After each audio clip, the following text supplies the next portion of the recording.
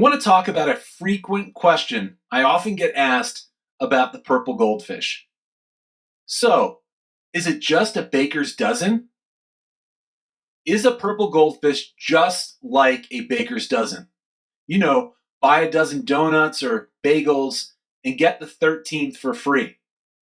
Well, not exactly.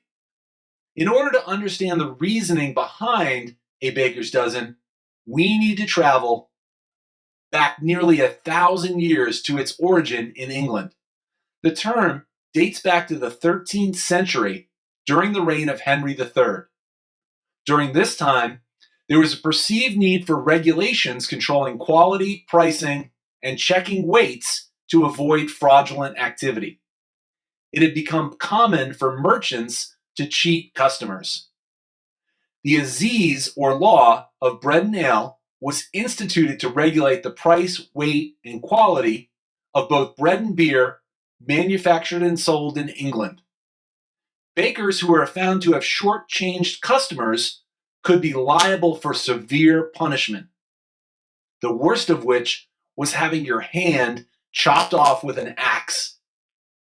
To guard against this punishment, the baker would give 13 for the price of 12 to be certain of not being known as a cheat.